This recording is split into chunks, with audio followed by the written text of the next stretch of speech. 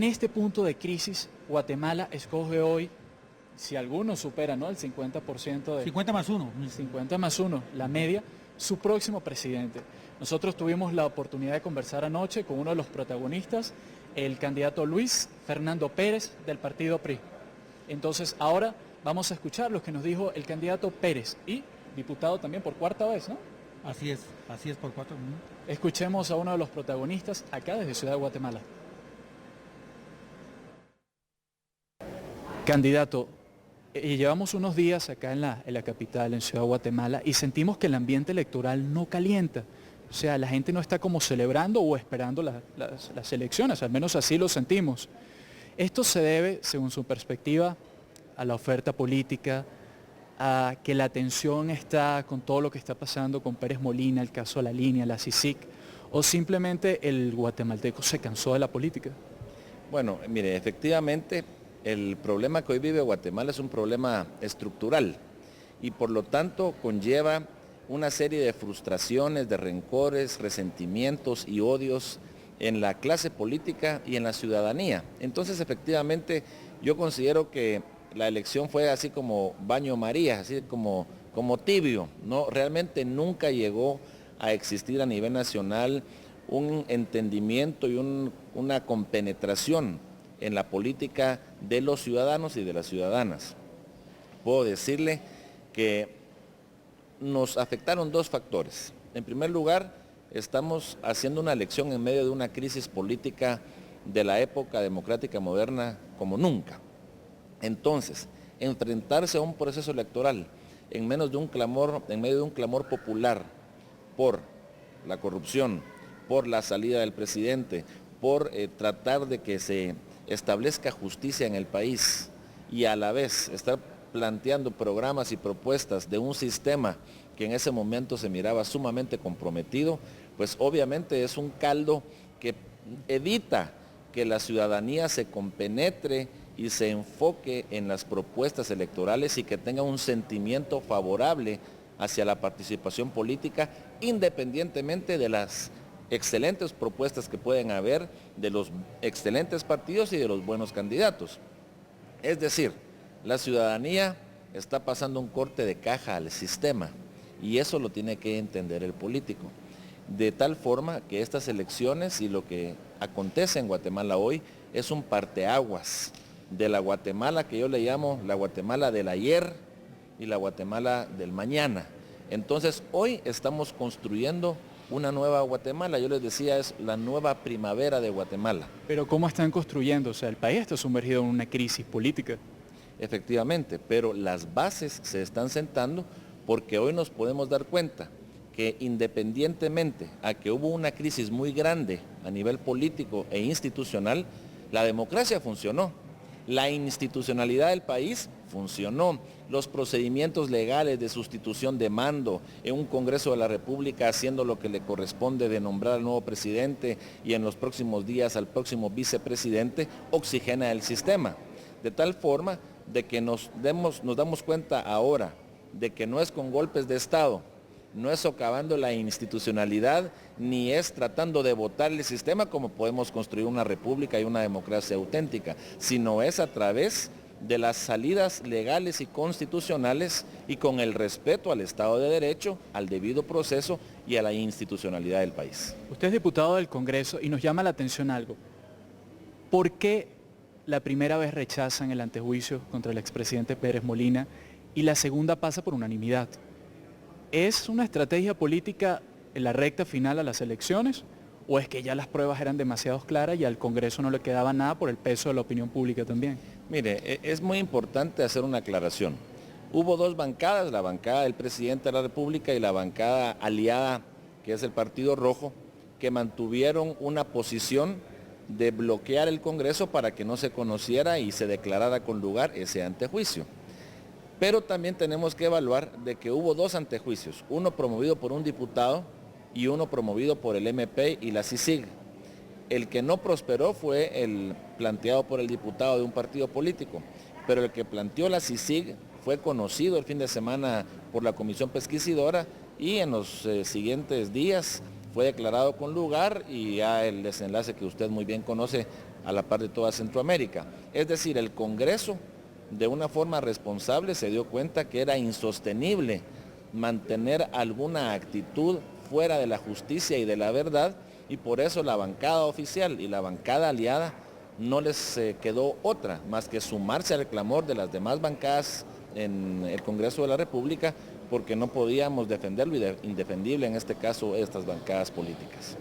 Como diputado del Congreso Nacional, como posible presidente, ¿cómo va a renovar la política? O sea, gran parte de los guatemaltecos están viendo un escenario no muy bueno. ¿Cómo renovar la política en Guatemala? Bueno, mire, es muy importante entender que la mejor forma de renovar la clase política es mediante el voto. El voto es aquel elemento fundamental de la ciudadanía que le da el poder al pueblo que ostenta y de poder elegir a sus autoridades de una manera apropiada. Entonces, la clase política no se va a renovar a sí misma hasta que la ciudadanía escoja alcaldes, diputados y presidentes que sean objeto de una profunda estrategia, de un profundo reflexionar de la ciudadanía, porque lo que hoy vemos en Guatemala es una carrera no electoral, sino una carrera financiera.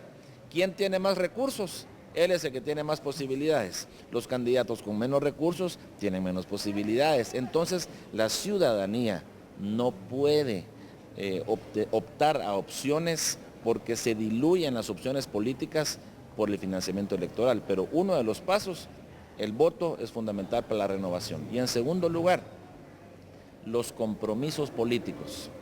En la medida que un presidente tiene compromisos financieros, tiene las manos amarradas para no hacer los cambios que el país necesita.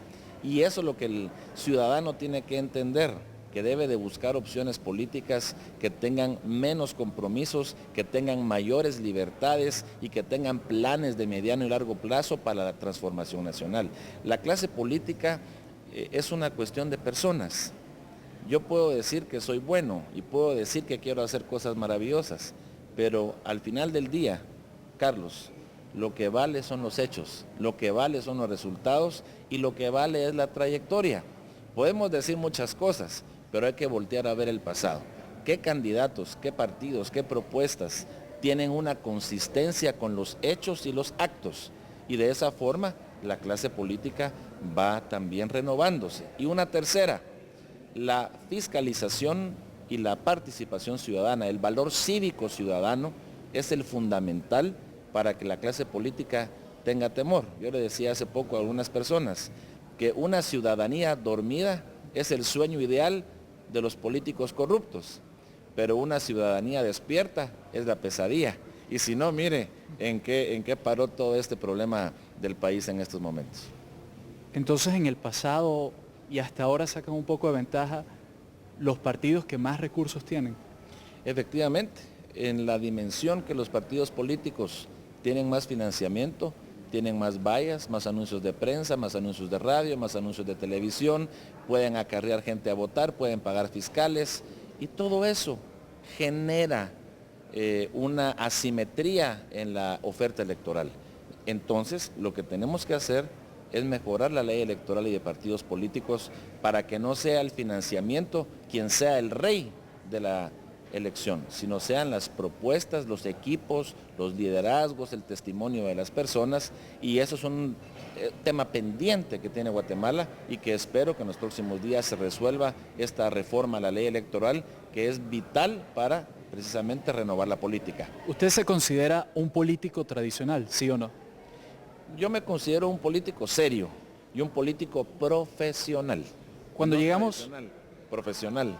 Le pregunto esto porque cuando estábamos acá en las calles de Ciudad de Guatemala, muchas personas nos hablaban del candidato Jimmy Morales y que una de sus ventajas era o es que no es un político tradicional. Usted lleva 4 periodos en el Congreso. ¿Existe este fenómeno de que la gente va a votar por los que no son políticos tradicionales para castigarlos a ustedes? Mire, es un tema difícil de poderlo abordar en este momento por la fecha, porque ya no puedo yo decir algo de un candidato o no, porque la ley me lo prohíbe en este momento. Pero el fenómeno, pero tratando de ser lo más objetivo posible, yo lo que le podría decir es de que la ciudadanía quiere cobrar una factura y está tratando de buscar con quién cobrar esta factura. Pero la ciudadanía tiene que entender algo. Los políticos profesionales y serios, con una trayectoria sin mancha, tienen una ventaja a la hora de gobernar respecto a los nuevos, buenos, sin experiencia y a los fenomenales. Entonces, ¿qué quiero decirle? Que los señalados y amarrados y los novatos pueden profundizar la crisis. Entonces, Guatemala tiene que entender que no es solo una factura, porque la factura le puede rebotar al país en el corto plazo, porque no es solo porque sea bueno o porque sea nuevo, porque le digo algo, la honestidad y la honradez no se prueba estando afuera, la honradez se prueba estando dentro, estando en las circunstancias y en las tentaciones y salir avante de ellas. Eso es honradez. Entonces, decir que alguien es bueno porque está afuera es relativo, porque puede ser que cuando está adentro sea peor, pero eso no lo podemos medir. Así es, escuchábamos al candidato y actual diputado Luis Fernando Pérez del partido PRI.